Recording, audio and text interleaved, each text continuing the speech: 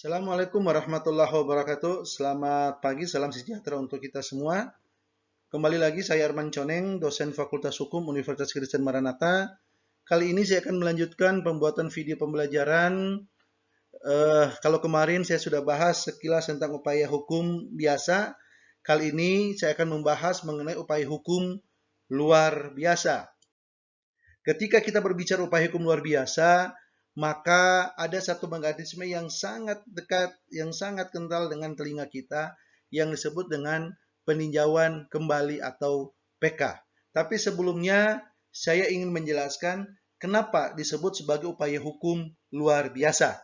Nah, ketika ada satu putusan dan orang itu tidak menerima terhadap putusan itu karena menurutnya putusan itu mengandung cacat baik formil maupun material, kemudian putusan itu dianggap tidak sesuai dengan hukum, maka orang itu bisa mengajukan upaya hukum biasa.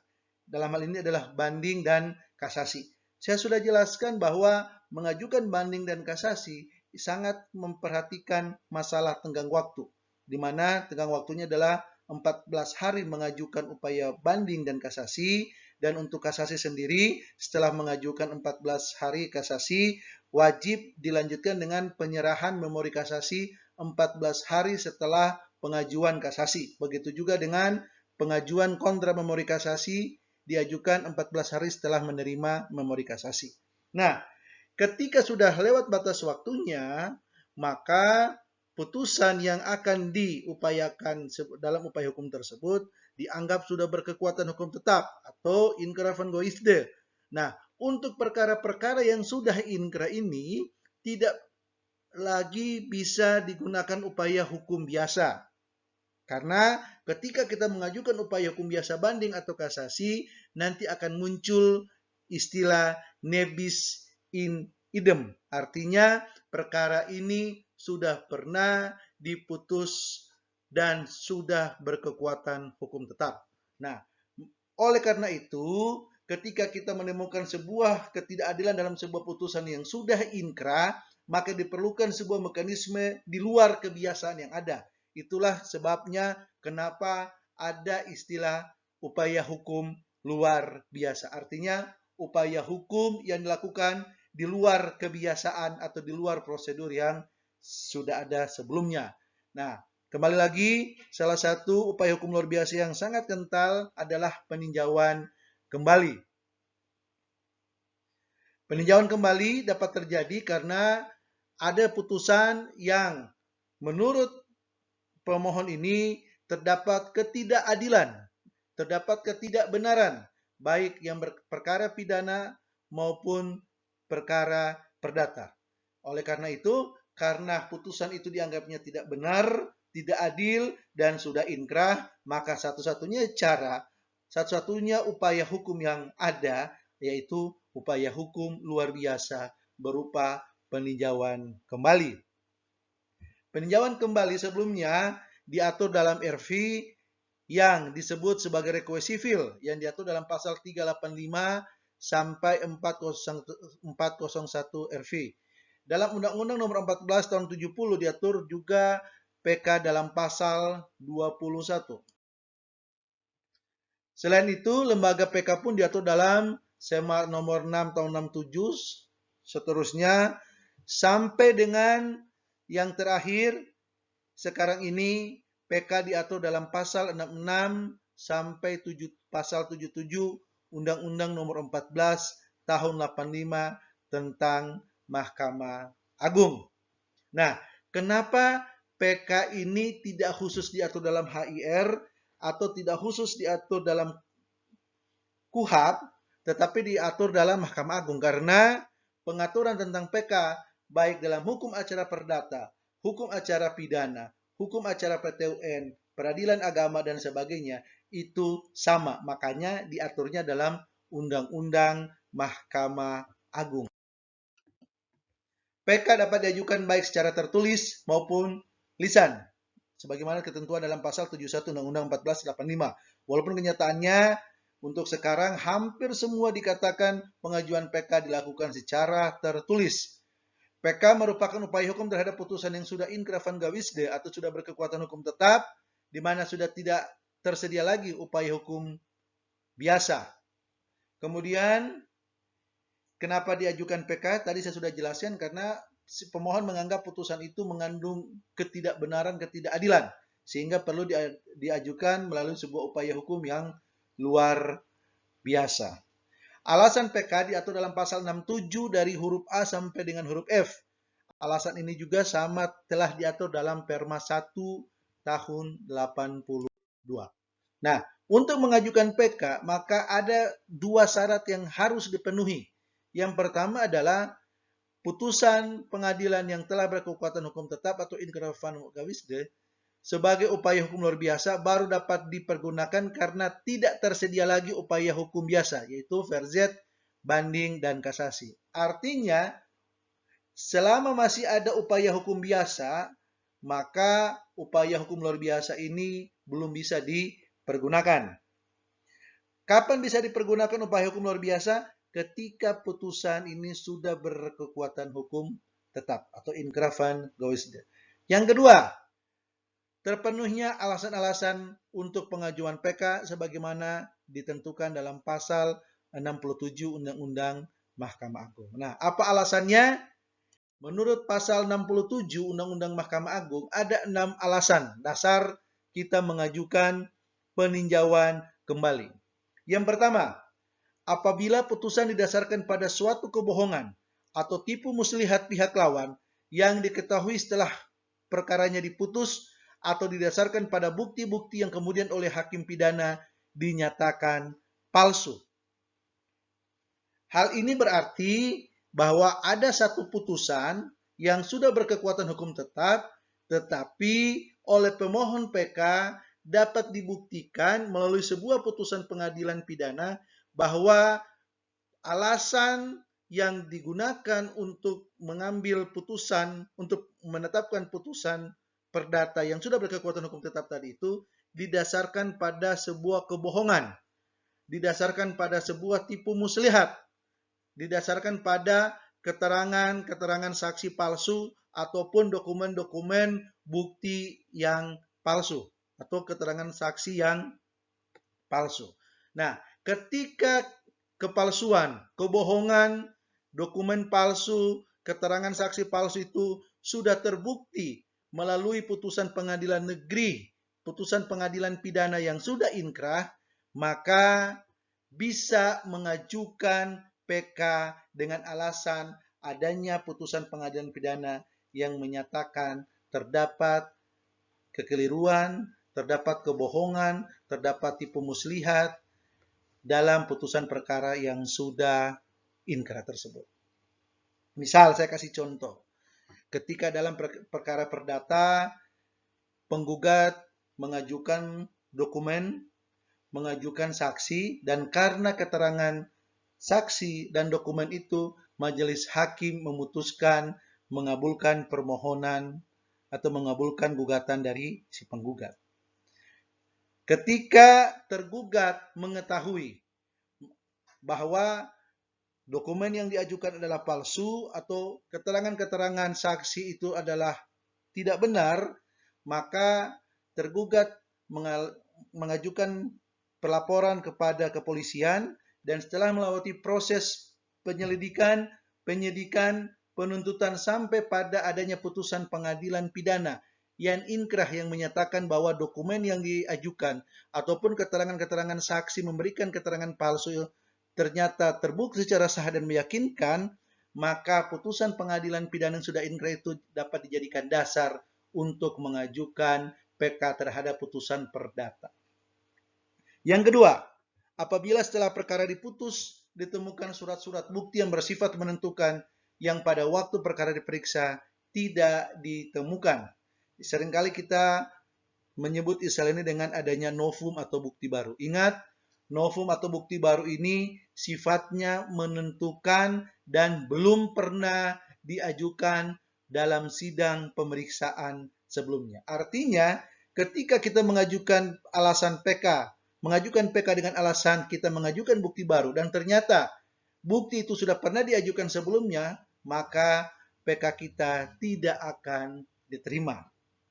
Yang ketiga, apabila telah dikabulkan suatu hal yang tidak dituntut atau lebih daripada yang dituntut. Atau kalau dalam hukum acara perdata dikasih istilah dengan sebutan ultra petita. Di sini hakim memutuskan sesuatu yang tidak diminta atau yang tidak dituntut oleh penggugat. Sehingga tergugat dalam hal ini mengajukan peninjauan kembali dengan alasan bahwa telah terjadi ultra petita atau sesuatu yang diputus padahal tidak diminta atau tidak dituntut oleh penggugat. Alasan berikutnya adalah apabila mengenai suatu bagian dari tuntutan belum diputus tanpa dipertimbangkan sebab-sebabnya. Kalau tadi alasan yang ketiga adalah ultra petita atau diputus melebihi dari apa yang dituntut. Kalau alasan keempat ini adalah memutuskan sesuatu tapi tidak mempertimbangkan. Contoh, misal ketika suatu gugatan meminta ganti rugi, meminta sita jaminan, meminta uang paksa dan sebagainya, tetapi oleh majelis hakim diputus menolak semua permintaan tadi, tapi tanpa memberikan pertimbangan kenapa permohonan atau petitum itu ditolak. Artinya, majelis hakim dalam amar putusannya menolak petitum dari penggugat, tetapi tidak menerangkan secara detail dalam pertimbangan alasan-alasan kenapa petitum itu ditolak. Nah, ini bisa dijadikan alasan untuk mengajukan peninjauan kembali karena kurangnya pertimbangan dalam memutuskan. Kemudian yang kelima adalah apabila antara pihak-pihak yang sama mengenai suatu soal yang sama oleh pengadilan yang sama atau sama tingkatannya telah diberikan putusan yang bertentangan satu dengan yang lain. Ini kalau bahasa saya biar lebih mempermudah untuk mengingatnya adalah sistem perbandingan. Ketika subjek hukumnya sama, kemudian objeknya juga sama, kemudian diperiksa oleh pengadilan yang sama, tetapi putusannya berbeda. Ini bisa dijadikan alasan untuk dapat mengajukan peninjauan kembali. Dan yang terakhir adalah apabila dalam suatu putusan terdapat kehilapan hakim atau suatu kekeliruan yang nyata. Ini juga bisa menjadi alasan PK yang terakhir apabila dalam suatu putusan terdapat kehilapan hakim atau kekeliruan yang nyata. Nah, kalau kita bicara tentang peninjauan kembali, berarti kita juga bicara tentang tenggang waktu. Berapa lama sih kita memiliki tenggang waktu untuk mengajukan peninjauan kembali? Secara umum, dari 6 alasan pengajuan PK, rata-rata semua mempunyai tenggang waktu 180 hari. Kenapa 180 hari? Karena menurut Undang-Undang Mahkamah Agung, pengajuan PK paling lambat 180 hari. Dari mana? Tergantung dari alasan. Kalau yang pertama, alasan pertama, terdapat tipu muslihat atau kecurangan yang nyata yang didasarkan pada putusan pengadilan pidana. Kapan 180 hari dihitung? Sejak putusan pidana yang menyatakan terdapat kebohongan tipu muslihat itu dinyatakan inkrah. Jadi ada putusan pengadilan pidana yang menyatakan terdapat kebohongan, terdapat tipu muslihat, dan apabila putusan pidana itu sudah inkrah, maka batas waktu kita mengajukan PK terhadap putusan perdata yang sudah inkrah sebelumnya itu 180 hari sejak putusan pidana inkrah. Kemudian yang kedua, novum atau bukti baru sifat menentukan. Ini terjadi pengecualian dari 180 hari karena untuk menentukan novum tidak ada batas waktu yang pasti. Karena bisa saja novum itu ditemukan lebih dari 180 hari, bisa juga bertahun-tahun, bahkan ada yang sampai kasus dia menemukan novum sehingga dia bisa membatalkan putusan yang sudah inkrah melalui PK karena novumnya itu ditemukan setelah belasan atau puluhan tahun. Artinya, saya mengambil kesimpulan 180 hari kita bisa terapkan dalam novum, yaitu 180 hari sejak novum itu ditemukan. Cuman masalahnya yang akan jadi permasalahan di sini adalah untuk menentukan kapan novum itu pertama kali ditemukan. Tentu saja jika hal ini tidak dipublish oleh pemohon PK, maka pihak lawan tidak bisa menggunakan alasan lebih dari 180 hari sudah melewati tenggang waktu dalam menemukan novum. Karena semua tergantung apakah dipublikasi atau tidak. Sehingga dengan kata lain 180 hari ini tidak bisa diberlakukan secara pasti untuk alasan kedua terkait dengan penemuan bukti baru yang bersifat menentukan. Untuk yang ketiga adalah ultra petita, 180 hari dihitung dari putusan yang mengandung ultra petita sejak dinyatakan berkekuatan hukum tetap atau inkrah. Artinya 180 hari itu dihitung sejak putusan yang mengandung unsur ultra petita itu dinyatakan inkrah. Kemudian yang keempat, putusan yang mengandung kurang pertimbangan sama 180 hari dihitung dari putusan itu dinyatakan inkrah. Yang kelima, sistem perbandingan, objek sama, subjeknya juga sama pada tingkatan pengadilan yang sama tapi hasilnya berbeda, maka 180 hari dihitung sejak putusan itu dinyatakan inkrah. Dan alasan terakhir, terdapat kekeliruan atau khilafan hakim yang nyata, 180 hari dinyatakan sejak dinyatakan putusan yang mengandung kekeliruan itu dinyatakan sudah inkrah atau berkekuatan hukum tetap. Nah,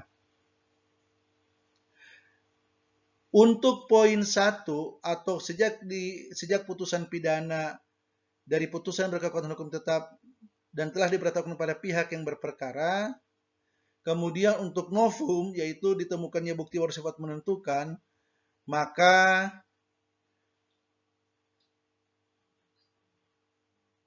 diberikan kesempatan kepada termohon untuk mengajukan perlawanan dengan alasan yang pertama, adanya putusan pidana yang menyatakan adanya tipu muslihat atau adanya tipu daya. Kemudian yang kedua tentang novum. Nah, adapun alasan ketiga dan sampai alasan keenam, maka putusan itu cukup diberitahukan saja kepada pihak yang berperkara atau pihak termohon kasasi.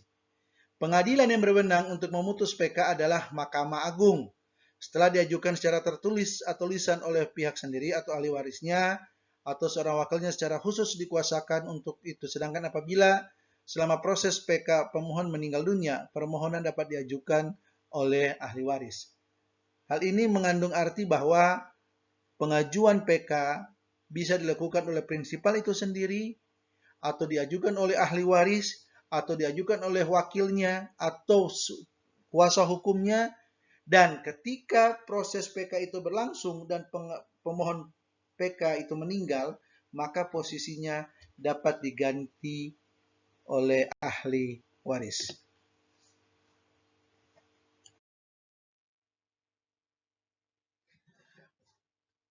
Kemudian dalam pemeriksaan PK, MA memutus PK pada tingkat pertama dan terakhir. Artinya setelah PK sudah tidak ada lagi upaya hukum, walaupun kenyataannya kita sering mendengar PK di atas PK. Tetapi sebenarnya sesuai aturan, sesuai dengan kaidah, MA memutus PK pada tingkat pertama dan tingkat terakhir. Kemudian pengadilan negeri yang memutus perkara dalam tingkat pertama setelah menerima permohonan PK selanjutnya dalam tempo 14 hari melalui panitera menyampaikan salinan permohonan kepada pihak lawan dengan maksud: 1. Bila alasan berdasarkan tipu muslihat atau novum, pihak lawan dapat memiliki kesempatan untuk mengajukan jawaban. Tadi saya sudah singgung sebelumnya. Kemudian bila alasan ultra petita, kurangnya pertimbangan, kemudian perbandingan dan terdapat kekeliruan atau kesalahan hakim yang nyata, maka pihak lawan dapat mengetahuinya saja. Pihak lawan dapat diberi tempo untuk memberikan jawaban 30 hari setelah diterima salinan permohonan PK. PK yang diajukan secara tertulis harus menyebutkan secara jelas alasan dari PK tersebut. Artinya ketika kita mengajukan PK secara tertulis, dalam memori PK itu harus ada alasan. Dan alasan itu terdapat dalam pasal 67 yang tadi sudah dijelaskan, ada 6 alasan pengajuan peninjauan kembali. Wewenang MA dalam PK. Yang pertama, dapat memerintahkan PN dan PT untuk melakukan tambahan pemeriksaan atau keterangan atau pertimbangan dari pengadilan yang bersangkutan. Kemudian kedua, meminta keterangan jaksa agung atau pejabat yang diserahi tugas penyidikan. Ini kalau menyangkut hukum acara pidana. Setelah pemeriksaan atau diperoleh tambahan keterangan atau pertimbangan, segera mengirimkan berita acara kepada Mahkamah Agung. Jadi ketika ada PK dan ada sidang pemeriksaan PK, sidang itu dilaksanakan di pengadilan negeri atau di pengadilan tinggi sesuai dengan perintah Mahkamah Agung, dan hasil pemeriksaan itu dikirimkan kepada Mahkamah Agung. Jadi hakim yang memeriksa tetap adalah hakim pengadilan negeri atau hakim pengadilan tinggi sesuai dengan perintah Mahkamah Agung, tetapi tetap putusannya ada di hakim Mahkamah Agung. Menurut pasal 74, putusan PK dapat berupa: pertama, mengabulkan PK, kemudian MA membatalkan putusan yang dimohon PK tersebut, selanjutnya memeriksa dan memutus sendiri perkaranya. Yang kedua, MA menolak permohonan PK dalam hal Mahkamah Agung berpendapat PK tidak beralasan. Dasar alasan PK bila dikelompokkan, maka alasan yang ditemukan oleh pihak atau pihak ketiga, alasan karena kehilapan atau kekeliruan hakim dalam melaksanakan hukum acara. Kemudian yang berhak PK adalah salah satu pihak yang berperkara, pihak yang berkepentingan, ahli waris atau wakil dengan surat kuasa khusus. PK merupakan putusan pertama dan terakhir. Tadi saya sudah singgung, walaupun kenyataannya kita sering mendengar ada PK di atas PK. Kemudian tenggang waktu diajukan atau dikirim dalam 14 hari setelah Ketua Pengadilan Negeri yang memutus perkara menerima permohonan pengajuan PK. Panitia harus mengirim salinan PK kepada lawan. Tenggang waktu PK, tadi saya sudah jelaskan, pasal 67 adalah 180 hari, kecuali ada penjelasan tambahan terkait masalah novum atau bukti baru yang bersifat menentukan. PK pada prinsipnya tidak menangguhkan eksekusi. Secara teori, pengajuan PK tidak menangguhkan eksekusi. Prinsip umum PK tidak menangguhkan eksekusi diperlukan dengan melihat beberapa kasus. Artinya, ketika ada yang mengajukan PK, panitra atau pengadilan tetap bisa melaksanakan eksekusi. Tetapi kenyataannya, banyak terjadi problematika di lapangan ketika sudah terjadi eksekusi. Objek eksekusi sudah berubah, sudah berpindah tangan, dan akhirnya keluar putusan PK di mana pemohon PK itu dimenangkan oleh Mahkamah Agung. Timbul permasalahan bagaimana status objek sengketanya, padahal ini sudah beralih ke pihak ketiga. Akhirnya timbul lagi permasalahan hukum atau masalahnya jadi berkepanjangan. Oleh karena itu, walaupun pada prinsipnya PK tidak menangguhkan eksekusi, tetapi ada surat edaran Mahkamah Agung yang sudah diberlakukan bagi ketua pengadilan seluruh Indonesia. Ketika ada pengajuan PK, maka untuk sementara eksekusi ditangguhkan dulu sampai keluar putusan PK, sehingga tidak akan ada lagi permasalahan hukum terkait dengan putusan PK yang diterima. Dan ini harusnya menjadi perhatian kita semua, baik pemohon maupun termohon.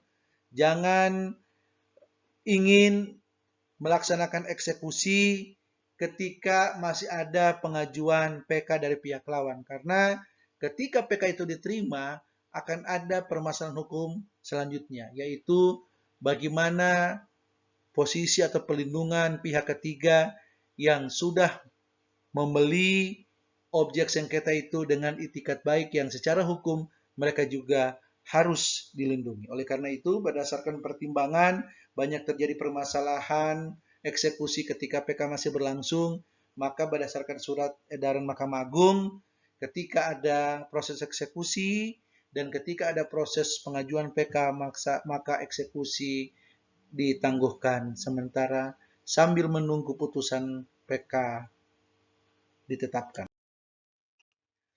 Upaya hukum lainnya adalah der den verzet atau perlawanan terhadap pihak ketiga. Merupakan upaya hukum yang diajukan pihak ketiga untuk mempertahankan haknya atas barang yang telah diletakkan dalam sita jaminan oleh pengadilan atas perkara pihak lain. Pihak ketiga merasa dirugikan atas penyitaan tersebut. Jika pihak ketiga ini tidak menggunakan haknya, maka ia dianggap tidak keberatan atas sita terhadap barangnya. Syarat mengajukan der den verzet diajukan dengan dasar alas hak yang jelas, diajukan tertulis melalui PN yang menyita disertai diktum agar dinyatakan sebagai pihak ketiga yang baik, dan mohon agar sita jaminan diangkat kembali, kemudian membayar biaya perkara.